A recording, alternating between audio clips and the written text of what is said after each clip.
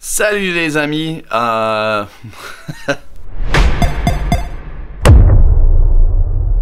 Salut les amis, aujourd'hui je vais vous présenter avec 6 suggestions pour les sonorisateurs. Suggestions pour sonorisateurs lors des répétitions. Souvent je trouve qu'on a l'impression que les répétitions c'est plutôt pour les musiciens qui en ont tellement besoin.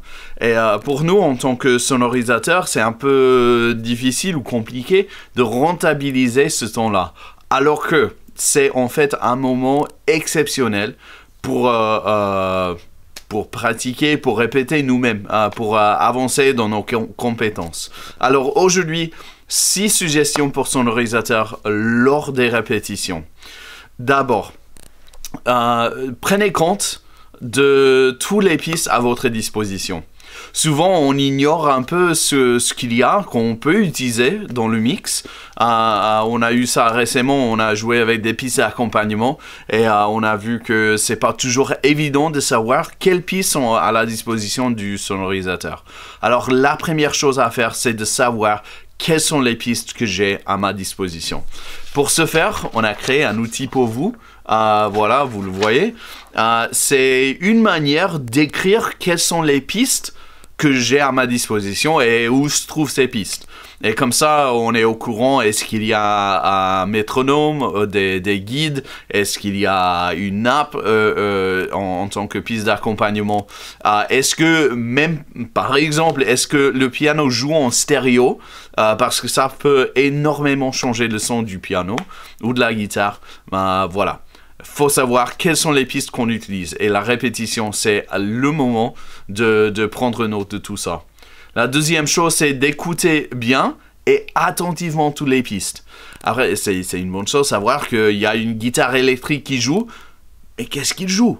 Il faut prendre note, c'est la répétition où on pourra carrément observer, entendre et prendre note de qu'est-ce que la guitare joue, qu'est-ce que le clavier joue, que font les pistes d'accompagnement, est-ce qu'il y a de la percu et qu'est-ce qu'il fait.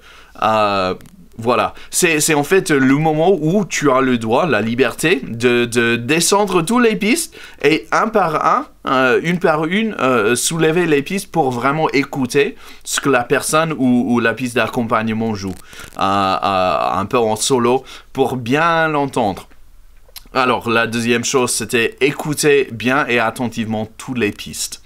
La troisième chose, c'est le moment à la répétition de commencer à penser aux possibilités dans le mix. Ce que je veux dire, c'est tout simplement ça. C'est qu'il y a eu des filles que j'ai vues sur YouTube où on fournit aux sonorisateurs les mêmes pistes préenregistrées. Et c'est à chacun de générer un mix. Et c'est hallucinant de voir à quel point même des pros avec les mêmes enregistrements sortent des choses différentes, chacun. Ça veut dire que toi, en tant que sonorisateur, tu as la capacité, la possibilité de faire un mix et il y a plusieurs manières de faire le même mix. C'est pas qu'une est meilleure que l'autre, si peut-être, mais c'est le moment d'y réfléchir. Il y a quelques aspects de cela. D'abord, les dynamiques. Comment tu vas gérer les dynamiques? Parce que normalement, sur l'ensemble, sur le set, tu veux que le dynamique bascule, change, que tu trouves des moments où c'est vraiment fort et des moments assez doux.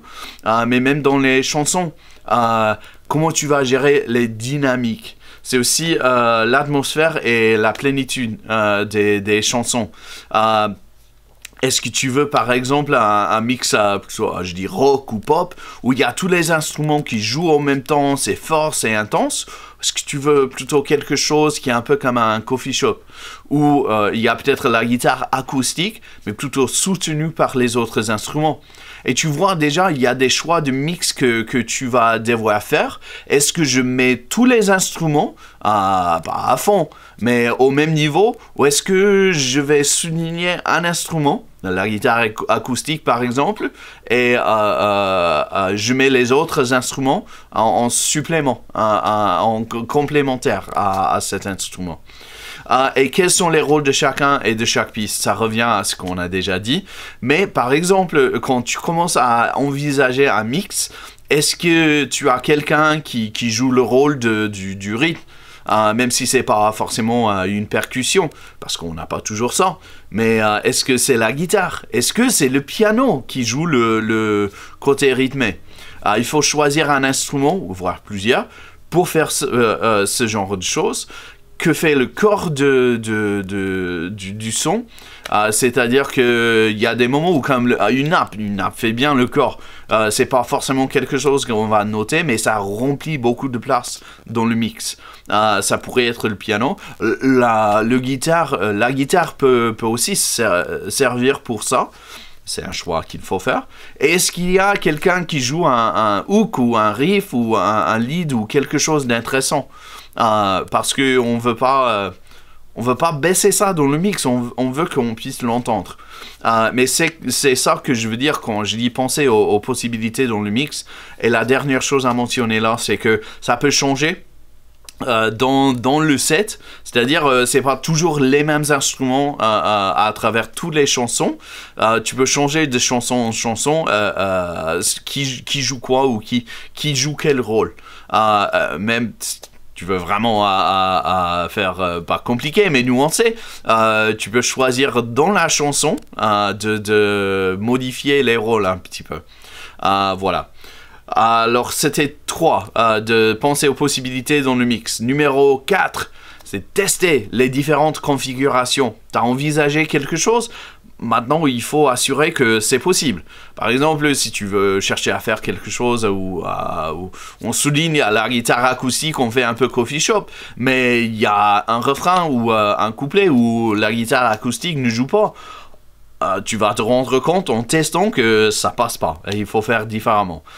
C'est le moment de tester toutes les différentes configurations et de voir ce qui t'arrange le plus. C'était numéro 4. Numéro 5, c'est si c'est approprié. Si c'est approprié. De donner doucement et sagement des suggestions aux musiciens pour améliorer le son, pour améliorer l'ensemble. Ça m'est arrivé à un moment donné, le groupe, en tant que sonorisateur, je l'entendais, le groupe voulait monter en intensité. Par contre, la guitare acoustique a juste commencé à gratter de plus en plus fort, ce qui faisait un peu moche. Et moi, en tant que sonorisateur, je l'ai écouté, et j'ai pu leur donner l'avis que si vous voulez monter en intensité, voilà quelques manières peut-être de faire ça, mais finalement, gratter plus fort sur la guitare, ça sert à rien. Et puis ils l'ont bien reçu parce que je crois que je l'ai donné avec sagesse. Et voilà. Par contre, j'ai eu des moments où j'ai pas donné les suggestions avec sagesse et ça n'était pas bien reçu. Voilà, faut faire avec sagesse et si c'est approprié. La dernière chose, c'est d'encourager les musiciens en leur disant ce que tu as apprécié. Les musiciens sont là à essayer de trouver ce qu'ils vont faire aussi et de leur donner un peu d'encouragement. C'est toujours une bonne chose de leur dire, par exemple, « Oh, j'ai tellement aimé le son de la nappe que tu as choisi là, c'est cool. » De leur dire, « J'ai écouté la partie que tu as choisie pour la guitare, ça c'est vraiment cool, ça a un bon effet. » D'encourager les musiciens. Et comme ça, tu peux, toi aussi, être un encouragement et participer dans la vie des musiciens. Voilà les 6 suggestions de prendre compte de toutes les pistes à votre disposition et d'écouter bien et attentivement toutes les pistes, de penser, troisièmement, aux possibilités dans le mix, puis de tester toutes les configurations. Après, si c'est approprié, de donner sagement et doucement des suggestions aux musiciens pour améliorer le son et finalement d'encourager les musiciens en leur disant ce que tu as apprécié. C'est tout, merci d'être là et à la prochaine.